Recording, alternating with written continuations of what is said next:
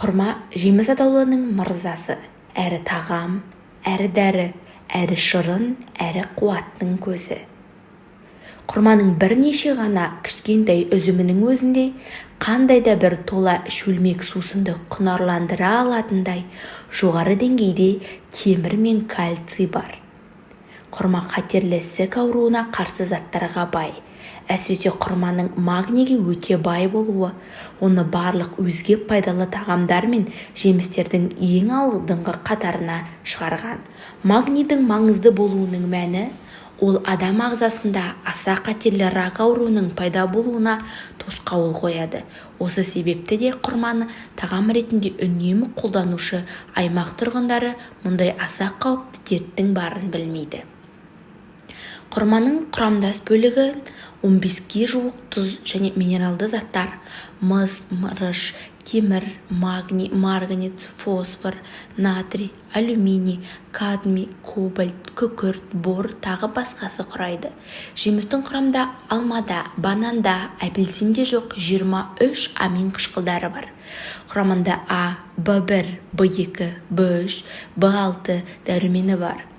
Сіздермен сіздің денсаулығыңыз арнасы видеоны бастамас бұрын қазақша каналға қолдау білдіріп, лайк басып, подписка жасауларыңызды сұраймын. Сондай-ақ құрма құрамындағы пектин мен тағамдық талшықтар ішектің жиырылу қызметін күшейтіп, рак ауруларының алдын алады. Құрмада холестерин жоқ, ал оның құрамына кіретін фтор мен селен элементтері тістің саулығын нығайтып, жүрек-тамыр ауруларының алдын алады. Сонымен қатар құрма бета-каротинге өте бай. Бета-каротин адам ағзасының жасушаларына шабуыл жасаушы молекулаларды бақылау арқылы қатерлі ісік жасушаларының пайда болуына тосқауыл қоятын ерекшелікке ие зат. Аш қарынға құрма желінсе, ішектегі құрттарды өлтіреді. Құрма бауырды қуаттандырады, асқазанды тазалайды, әлсіз бүйректі күштендіреді. Құрманы сүт араластырып, қалампыр қосып ішсе, өкпенің қабынуы сияқты тыныс жолдарына шипа. Құрманың құрамында танин көп болғандықтан дене жарақаттарын тез жазады. Адамды арықтатады, егер күрішпен бірге пісірсе, семіртеді. Құрамында А, Е, Б дәрумендеріне де бай. Алмадағы темірдің 2 есесі құрмада табылады. Сол себепті қан аз болған кісіге көп жеуіңе кеңес беріледі. Жаңа босанған ана үшін таптырмас жеміс, өйткені ана сүтін көбейтеді. Сондай-ақ рак ауруына қарсы пайдалы. Құрамында микробы жоқ жеміс. Құрма сүйектерін үгітіп, кофе ғып қайнатып ішсе, жүйке жүйесін тыныштандырып, демалдырады. Сонымен қатар беттегі түрлі дақтарды және күнге күйгеннен қалған дақтарды кетіріп, бет пішіннің қаз қалпында сақтап, әжімнің тез түсуінен қорғайды. Сонымен қоса құрманы жатардан бұрын жесе сал ауруына қарсы өте пайдалы. Медицинада құрманы бір күнде ең көп дегенде 5-еуін жеуге кеңес береді. Жүктілік кезінде көптеген әйелдердің біраз уақыт жүректері айнып және де физиологиялық өзгерістерде жүреді. Нәтижесінде ағзаға кальций жетіспеушілігі басталады. Осы кезде жүкті әйел құрамында осы элементі бар тамақтар жеуі тиіс. Калий құрмада көп мөлшерде бар деуге болады. Ол болашақ қананың ағзасындағы судың тепе-теңдігін сақтауға көмектеседі. Калий ағзаға, миға қажетті оттегін алуға көмектеседі және де ойдың сергектігін қамтамасыз етеді. Мұнымен қоса ағзаға қажетті суды және де бүйректегі қалдықтар мен зәрдің шығуын реттейді.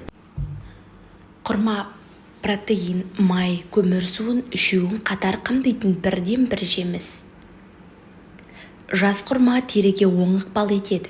Жүктілік пен күнге күйеуден түскен дақтарды кетіреді. Құрамындағы темір қаназдыққа пайдалы. В1, В2 витаминдерінің қатар кездесуі бауырды сауықтырады. Тамақ ауруына, жөтелге пайдалы. Қатерлі ісіктен сақтайды. Жүрек қан тамырларына таптырмайтын ем.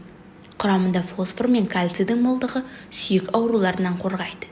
Жүйке жүйесінің шаршауын басады, мидың жұмыс істеу қабілетін күшейтеді, ас қорытуға пайдалы. Тойымдылық қасиеті өте жоғары. Зерттеуші Дөусон бір құрма мен бір кесе сүттің адамға қажетті бір күндік калорияға тең екендігін айтқан. Жас құрманың бойында 60-65% қант болғанына қарамастан адамды семіртпейді. Әйел адамның жеңіл босануына септігін тигізеді. Босанған әйелдердің әлсіреген денесін тыңайтып, серіктігін арттырады. Сүт гормондарын қозғау арқылы нәрестеге сүт көп шығуына оң ықпал жасайды. Израильде жүргізілген зерттеуде құрма мен алма салыстырылған. Нәтижеде алмаға қарағанда құрмада витаминнің көптігі дәлелденген. Сонымен қатар 6-7 құрманы бөлшектеп, бір кесе суға салып, бірнеше сағат тұрған соң суын сүзіп алып, күніне 2 мәрте ысытып ішіп отырса, 2 апта көлемінде бүйректегі тасты да түсіретіндігі дәлелденген. Құрманы жуу керек пе? Құрманың балғындығын ұзақ уақыт сақтау үшін жемістерді кептіреді. Осылайша жеміс әрі тәтті, әрі пайдалы болады. Кейбір өндірушілер өнеркәсіптік кептіру тәсіліне жүгініп, жемістерді арнайы пештерде кептіріп алады да қант шәрбәтіне малып алады. Ал сақтау мерзімі ұзағырақ болу үшін түрлі консерванттармен өңдейді. Өңдеудің кез келген тәсілінде қаптау мен тасымалдау кезінде құрма қабығын аршымайды. Сондықтан құрмаларды жеместен бұрын міндетті түрде жууымыз қажет. Себебі жеміс бетіндегі қосындыларды шайып тастау қажет. Бірақ жемістің дәмі мен пайдасын жоймау үшін оларды дұрыс жуған маңызды. Ең бастысы құрманы ыстық сумен жууға болмайды. Қатты қайнаған судан құрма сырты жарылып, мәйегі пісіп кетеді. Сатып алынған құрмаларды мұқият таңдау керек, өйткені қаптамада бұзылған жемістер де кездеседі.